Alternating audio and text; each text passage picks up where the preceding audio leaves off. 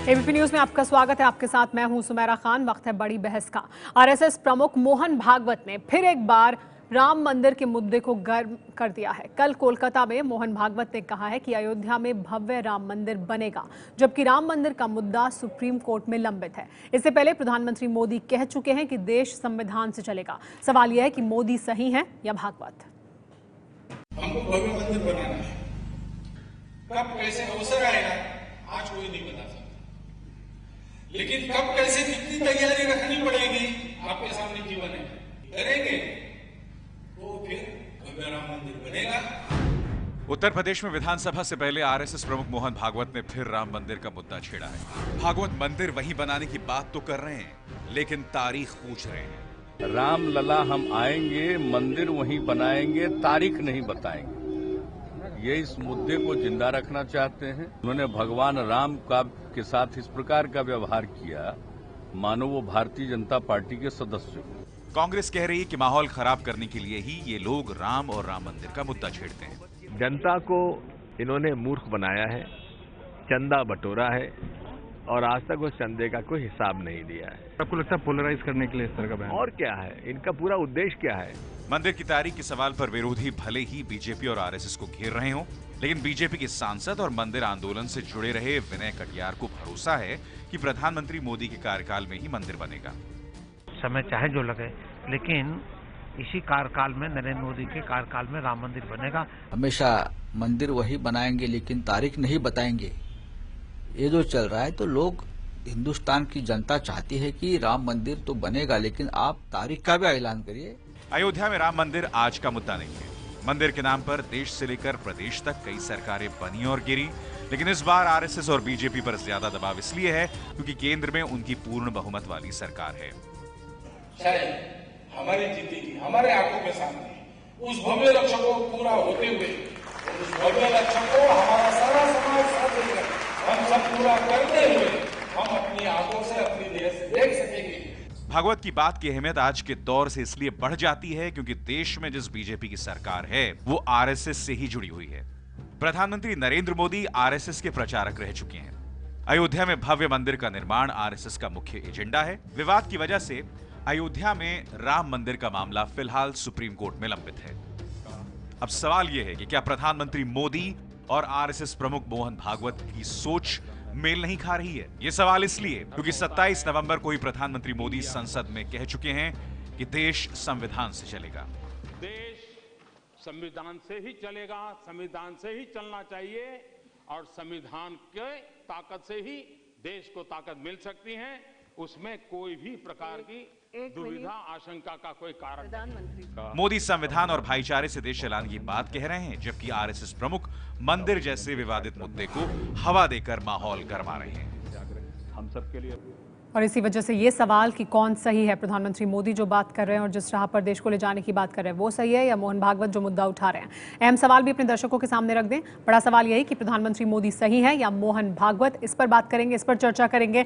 लेकिन इसके अलावा एक और अहम सवाल है इस मुद्दे से जुड़ा हुआ, वो ये कि मामला सुप्रीम कोर्ट में है, फिर भागवत मंदिर की बात आखिर क्यों कर रहे हैं। इसके अलावा एक और बड़ा सवाल ये भी है कि प्रधानमंत्री मोदी और आरएसएस प्रमुख के बयान अलग अलग क्यों हैं।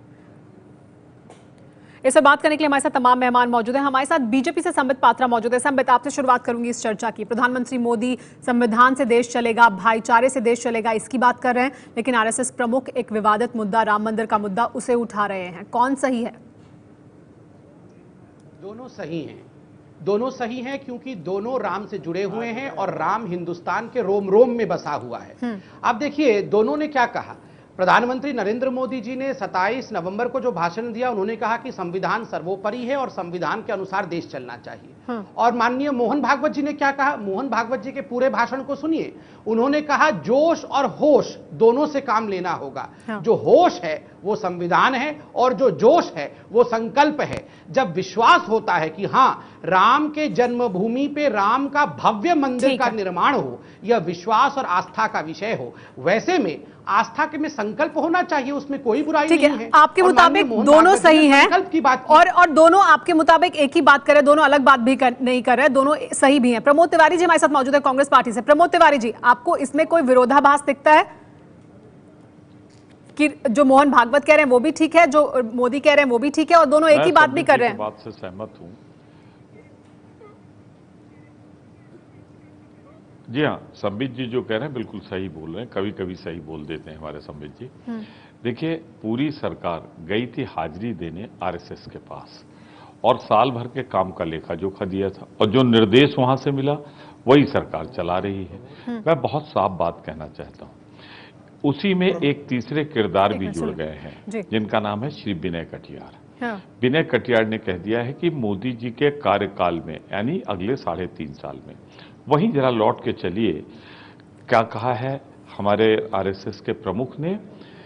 ये कहा है कि इसमें जाने जा सकती हैं, शहादत के लिए तैयार रहो। मामला कहाँ है? अदालत में। तो अदालत में जब मामला है तो जान लेने देने की बात कहां से आ गई? कार्यकाल 3.5 साल की समय सीमा कहां से आ गई? और सबसे बड़ी बात, एक चीज मान ली जाए, होता वही भाजपा में है जो आरएसएस करती है या चाहती है। जो मामला न्यायालय में है या तो न्यायालय के फैसले से बन सकता है या फिर बातचीत से वही होगा। तो मतलब विरोधाभास है ही नहीं। बिहार के 1 मिनट में लूंगा सुमेरा जी, बड़ा संवेदनशील है, बड़ा महत्वपूर्ण है। बिहार का चुनाव अभी हारे हैं, उत्तर प्रदेश का चुनाव सामने दिख रहा है। तो ये उत्तर प्रदेश के चुनाव को देखते हुए, क्योंकि मैं उत्तर प्रदेश के चुनाव की तैयारी है। संगीत रागी जी हमारे साथ मौजूद है, प्रोफेसर संगीत रागी जी हमारे साथ मौजूद है।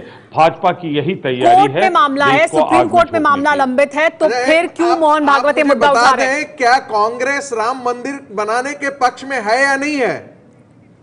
और यदि नहीं है तो फिर ताला क्यों खुलवाया था? नहीं, लेकिन प्रोफेसर संगीत रागी, अच्छा चलिए जवाब ले लेते हैं। प्रमोद तिवारी जी, इस पर क्या जवाब है आपका?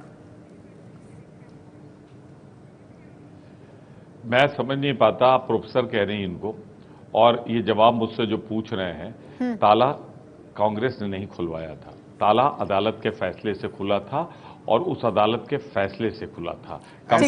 लेकिन अभी संगीत रागी जी, आपने सवाल पूछ लिया, लेकिन अभी सवाल बहुत साफ कर दूं, कांग्रेस, मुझे जवाब तो देने दीजिए। सवाल अगर आप करेंगे तो जवाब तो देने देंगे। बोलिए। सवाल अगर आप करेंगे तो जवाब तो देने देंगे। बोलिए।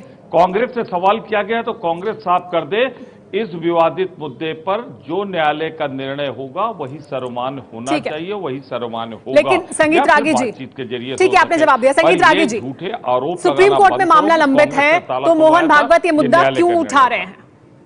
संगीत रागी जी, क्या बहुत सारे ऐसे मामले हैं जो सुप्रीम कोर्ट में लंबित हैं, क्या उस पर कभी चर्चा नहीं होती देश में?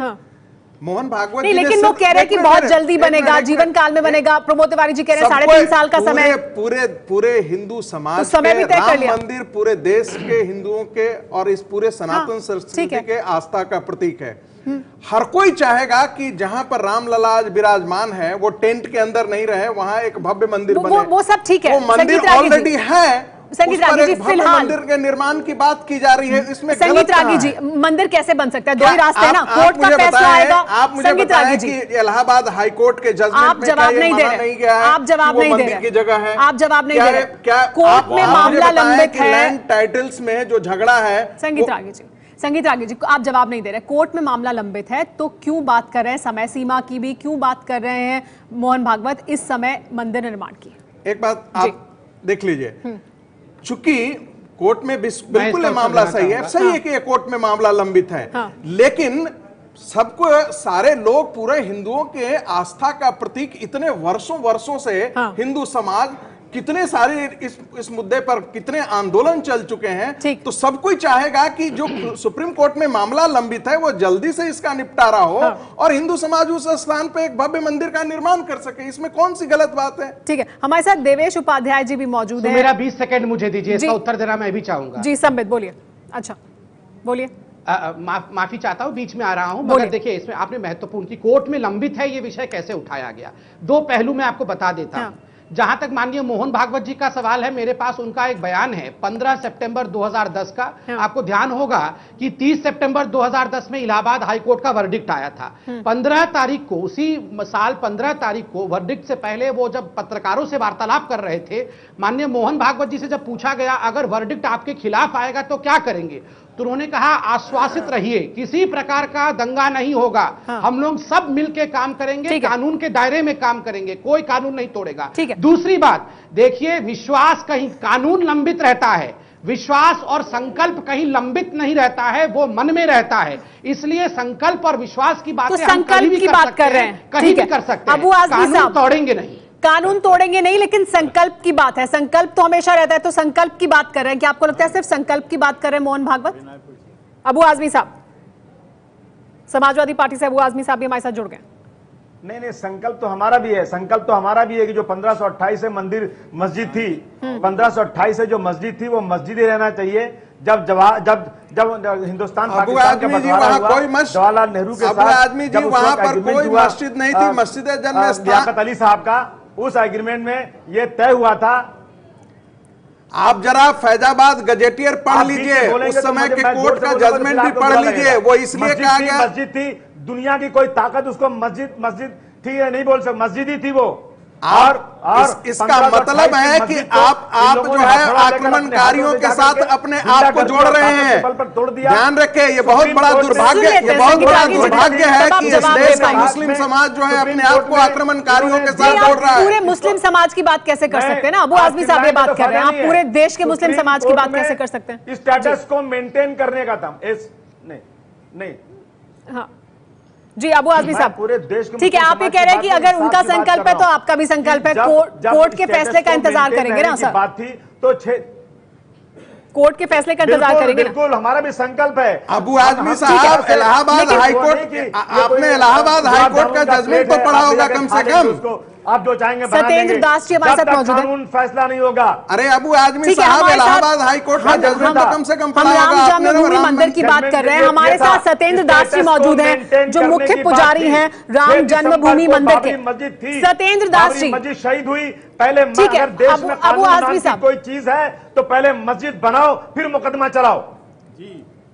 सत्येंद्र दास जी हमारे साथ मौजूद हैं, जो मुख्य पुजारी हैं राम जन्मभूमि मंदिर के, उनसे बात करेंगे आगे। 23 दिसंबर से आज तक जी, 23 दिसंबर 1949 से जी आज तक जो भी कार्यक्रम यहाँ हुआ, वहाँ मूर्ति का पूजा अर्चना भोग राग, यहाँ तक कि कोई भी कार्य बिना कोर्ट के आदेश से होता ही नहीं। एक पर्दा भी हम नहीं बदल सकते बिना कोर्ट के आदेश से। और 23 दिसंबर 1949 आज तक जो भी कार्य हो रहा है यहाँ कोर्ट के आदेश से हुई होता है, और सुप्रीम कोर्ट में विचाराधीन है। जो भी कार्य होगा सुप्रीम कोर्ट के आदेश से ही होगा।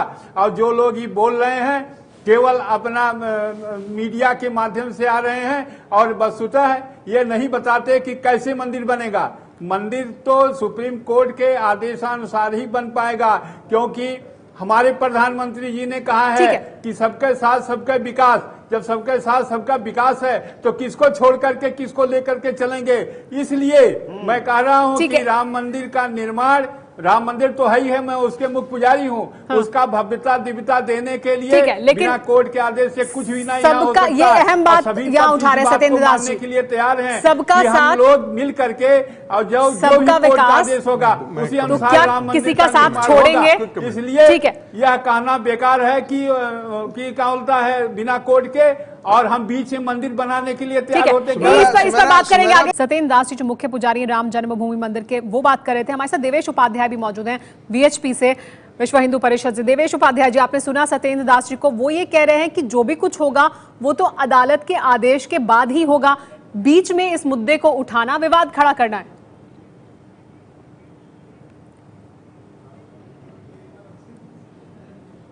देखिए, ये मुद्दा न में उठाया गया है। हम सैकड़ों वर्ष से भगवान राम के उस भव्य मंदिर के निर्माण के विषय को लेकर, जब इस देश के अंदर आजादी मिली तो आजादी के बाद उस बाबर के जो चिन्ह थे, के प्रतीक थे, उस गुलामी के चिन्हों को इस देश की जनता ने वह 6 दिसंबर को उस कलंक के ढांचे को समाप्त कर दिया। आज वहां भगवान विराजमान है, उनका नियमित पूजा हो रही है। केवल भव्यता का विषय रह जाता है कि उस मंदिर के भव्यता के विषय को लेकर आज इतनी बड़ी चर्चा हो रही है। मैं पूछना चाहता हूं कि दिल्ली के अंदर वह जो इंडिया गेट है वहां जो जॉर्ज पंचम की मूर्ति लगी हुई थी वो क्यों हटाई गई थी? मैं पूछना चाहता हूं कि इस देश के अंदर जो विक्टोरिया की मूर्ति लगी हुई थी वो क्यों हटाई गई थी? इस देश के अंदर जो उन आक्रांताओं के नाम थे वो समाप्त क्यों किए गए थे?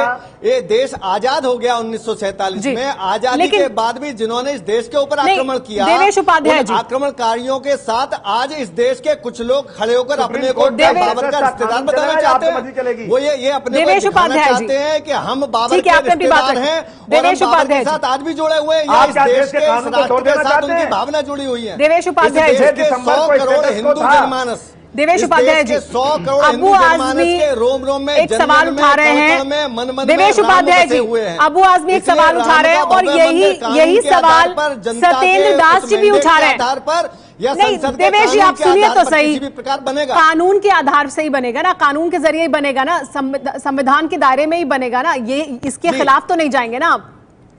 नहीं, कानून मैं आपको एक उदाहरण देता हूं। आप देखिए, सोमनाथ के मंदिर का निर्माण कानून के आधार पर नहीं हुआ था। इस देश की जनता की भावनाओं का आदर करते हुए उसी कांग्रेस की केंद्र की सरकार ने सोमनाथ का मंदिर का निर्माण कराया था। दूसरी चीज, ठीक है, आप ये कह रहे हैं कि तो उसने कहा था कि अगर उस स्थान पर कोई ढांचा प्राप्त हुआ तो हम जिसका हम समर्थन कर रहे हैं, जिसको न्यायालय वह आदेश करेगी, जो देवेश उपाध्याय कह रहे हैं, करेंगे। ये कांग्रेस जो विश्व हिंदू परिषद की तरफ से हमारे साथ मौजूद है देवेश उपाध्याय जी, वो कह रहे हैं कि कानून एक विषय है, भावनाओं का कोई विषय नहीं है, लेकिन मंदिर बनना एक अलग विषय है। क्या ऐसा है संबित? देखिए, मैं तो एक बात कह रहा हूं, सुबह से ये लोग हमसे पूछ रहे हैं तारीख बताओ, तारीख बताओ। अरे सब लोग आप लोग तारीख बता दीजिए, हम आज शाम से चालू हो जाएंगे काम करने में। देश के अंदर भगवान राम का मंदिर अगर देवेश जी सुन लीजिए ना, पूछ रहा हूँ कि मक्का मदीना में बनवाएंगे। देवेश जी सुन तो लीजिए, उत्तर दे देता हूं जी। देखिए, सुबह से नीतीश कुमार जी पूछ रहे हैं, जो हमारे साथ 17 वर्षों तक रहे, 92 में भी थे, उसके बाद भी रहे, आज सुबह पूछ रहे तारीख बताओ, तारीख बताओ। और अभी प्रमोद जी भी तारीख कर रहे थे। मैं तो बोल रहा हूं, आज आप लोग सब चाय पे बैठ जाइए, तारीख दे दीजिए हमको।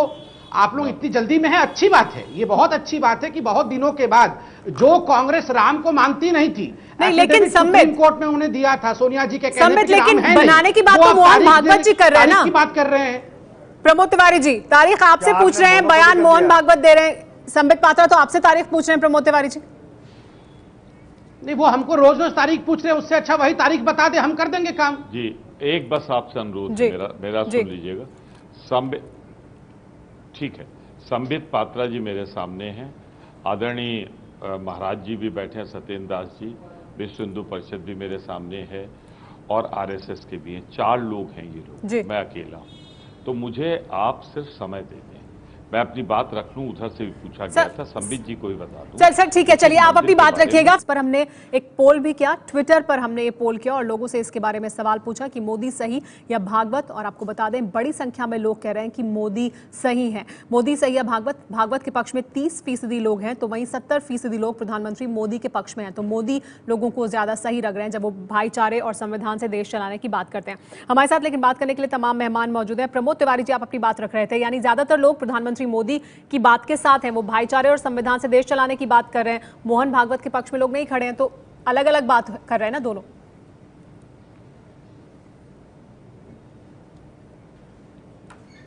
संबित जी पूछ रहे थे तारीख, मैं साफ कर दूं, मामला अदालत में है। अदालत जो फैसला करेगा, वहां क्या स्वरूप होगा, कैसे क्या रहेगा, उसी के फैसले के बाद ही वो स्वरूप बनेगा।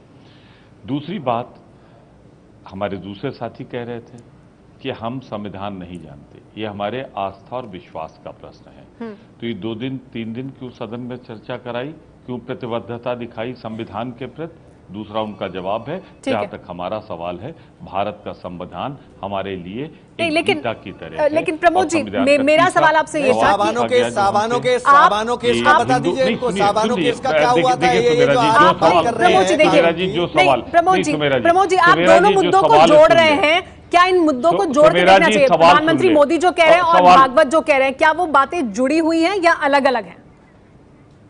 संक्षेप में इस पर मैं आपसे जवाब चाहती हूँ। देखिए, मैं कह दूं, रणनीति के हिसाब से, रणनीति के हिसाब से है।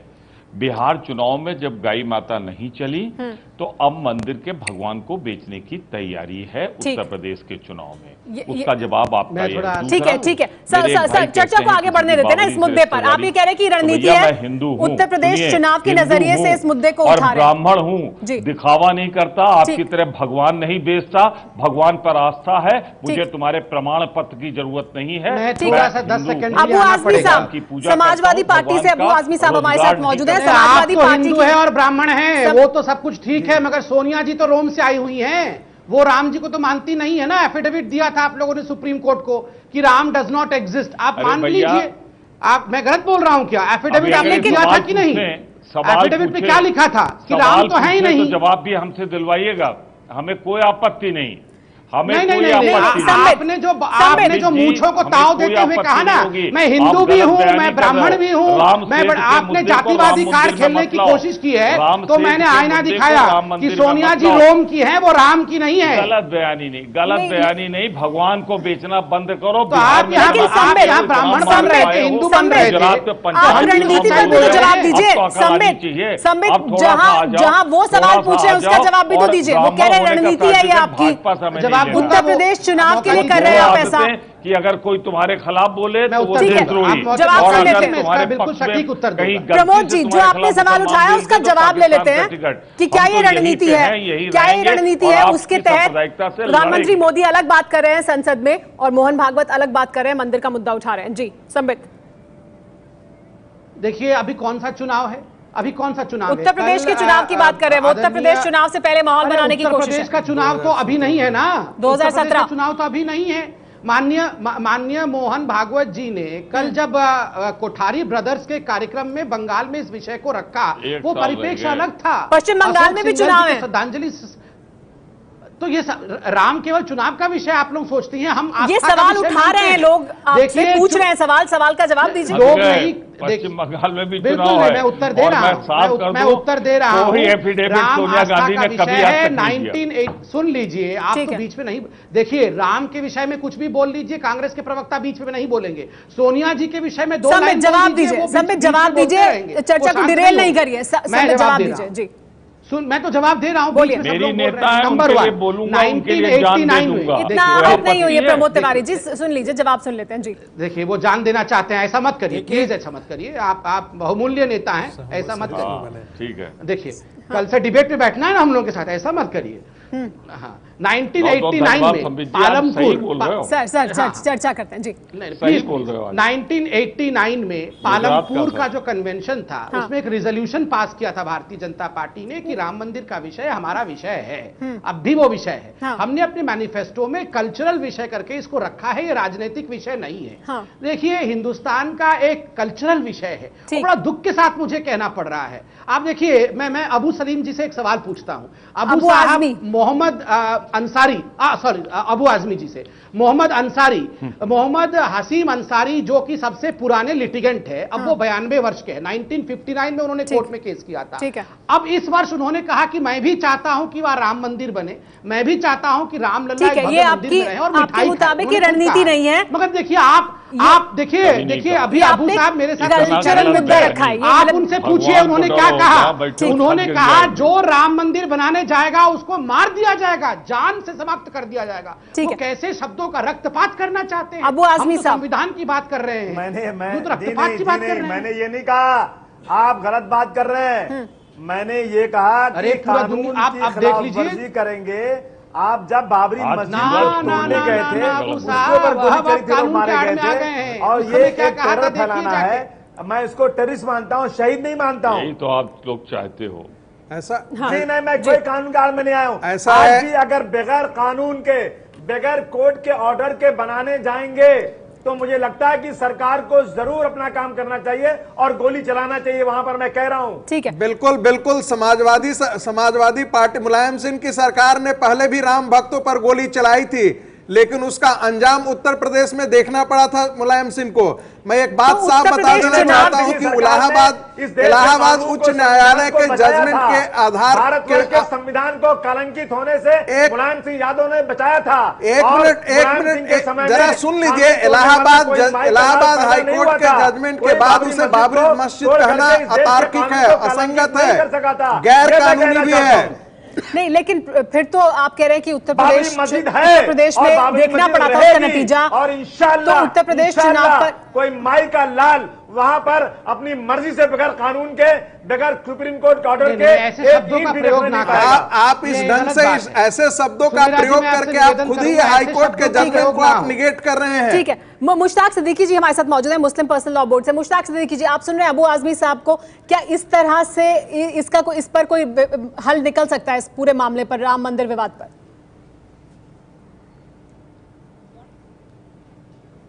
हाल कोर्ट से निकलेगा, कोर्ट ही का हाल है और कोई हल नहीं है। सोचना चाहिए कि हम कानून का पालन करेंगे, संविधान से गवर्न होते हैं, ये जो जी चाहेगा सो कर देंगे। अगर हम कानून का पालन करेंगे, संविधान से गवर्न होंगे तो सब कुछ उसी के अनुसार होना चाहिए। हम वकील हैं, संविधान की कदर करने वाले आदमी हैं, हर काम संविधान के अनुसार होना चाहिए। और कोई भी आदमी चाहे वो जितनी बड़ी कुर्सी पर बैठा हो, अगर वो संविधान के प्रतिकूल काम करता है, संविधान के विपरीत काम करता है, तो कानून को उसके खिलाफ। तो साहबानों के जजमेंट पर तो सुप्रीम कोर्ट का आदेश आ गया था, फिर मुस्लिम पर्सनल लॉ बोर्ड जो है वो सड़कों पर क्यों आ गई थी?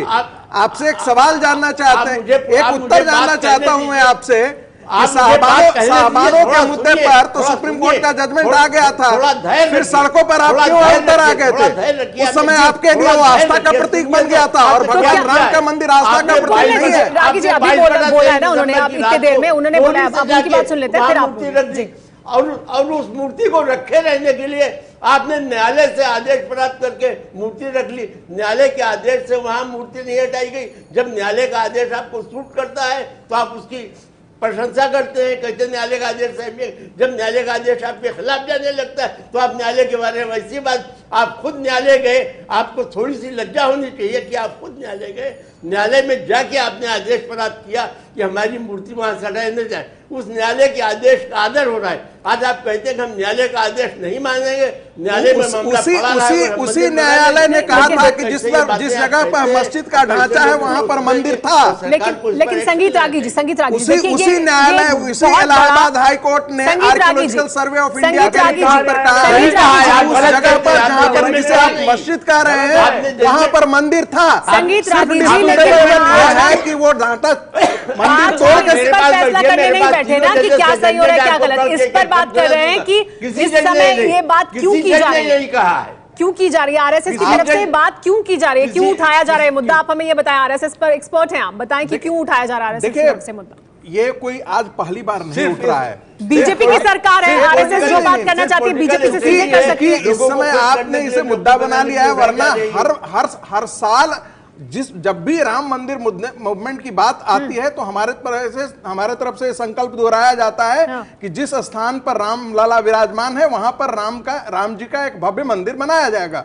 दूसरी बात, जैसे महंत जी ने कहा वो बात उन्होंने सही कहा, राम जी तो सबके हैं, जल्दी बनेगा, हमारे जीवन काल में बनेगा। राम जी सबके हैं, इसीलिए मुस्लिम समाज से भी अपेक्षा की जाती है कि इस महाअभियान में वो सहयोग करें। संगीत रागी जी, एक सवाल ये है कि क्या ये संकल्प है कि नरेंद्र मोदी सरकार के दौरान ही बना लिया जाएगा? क्या ये भी संकल्प है? राम जी सबके हैं, मुसलमान राम जी की खूब कदर व इज्जत करते हैं, राम जी से किसी की लड़ाई नहीं है। जितनी श्रद्धा आपको राम जी से उतनी ही हर मुसलमान को राम जी से, लेकिन आप तो राम जी को इस मामले में ये ऐसी बातें अबू आजमी जी को समझा दीजिए। ठीक है, ये तो बड़ी शर्म की बात है। अबू आजमी जी को जरा समझा दीजिए। इकबाल ने राम जी को, इनको कोई श्रद्धा नहीं है, ये सिर्फ राम जी के नाम को बेचकर सत्ता में आना चाहते हैं। संबित, क्या राजनीतिक फायदे के लिए आगे आने वाले चुनावों में इस मुद्दे को भुनाने के लिए इस मुद्दे को उठाया जा रहा है? एक बार फिर इस आरोप का क्या जवाब? देखिए सुमेरा जी, मैं दिल से एक बात कह दूं, हम लोग हर कोई जानता है कि मोदी जी हो या मोहन भागवत जी हो या देश का कोई भी साधारण व्यक्ति हो, कोई भी संविधान के बाहर के दायरे की बात नहीं कर रहा है। हर कोई यही कह रहा है कि जो कानून में है हमारे मैनिफेस्टो में लिखा है, और मैंने पूरी तरह से हर भाषण को सुना है, हर जगह संविधान की बात की गई है। बड़ी बात और पते की बात यह है कि देखिए, जहां रामलला का जन्म हुआ वहां 1527 से एक और ढांचा बना हुआ है। देखिए, उस पे इतने वर्षों तक विमर्श हो रहा है और अब सब लोग कह रहे हैं कि उस पे चर्चा भी नहीं होनी चाहिए। अब राम का नाम तक मत लो, उस पे अगर राम का नाम ले लोगे तो राजनीति हो जाएगी। आप बताए, देखिए, लड़िए मत। अब बड़ा कष्ट होता है, आप किसी देश को इंटॉलरेंट देश कह देते हैं। इतने वर्षों तक केवल विमर्श के आधार पर तो चल रहा है, कोई लड़ रहा है क्या? आप ऐसे धमकाना बंद कर दीजिए जनाब।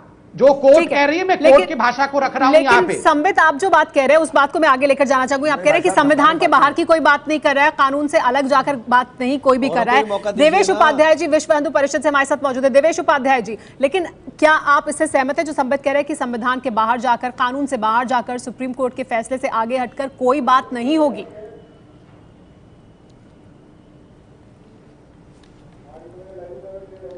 देखिए, मैं निवेदन कर दूं, इससे ज्यादा सहिष्णुता क्या होगी कि आज आजादी के 68 वर्ष बाद भी हिंदू समाज को एक भगवान राम के मंदिर के विषय को लेकर और आज इतनी बहस करनी पड़ रही है। दूसरी चीज, संविधान की बात कही, मैं निवेदन कर दूं, इस संविधान की बात करने वाले वो भूल गए लोग जिन्होंने शाहबानों के केस को लेकर, फिलहाल तो संविधान की बात प्रधानमंत्री मोदी कर रहे हैं। देश की संसद में देवेश जी, फिलहाल तो संविधान की बात प्रधानमंत्री मोदी कर रहे हैं। प्रधानमंत्री मोदी कर रहे हैं, बीजेपी कह रही है संविधान से देश चलेगा। प्रधानमंत्री जी, समेरा जी, तो आप उसके पक्ष में हैं या नहीं? संविधान से ही बात कर रहे हैं। ये देश में जो संविधान बनती है, इस देश के मैंडेट से बनती है।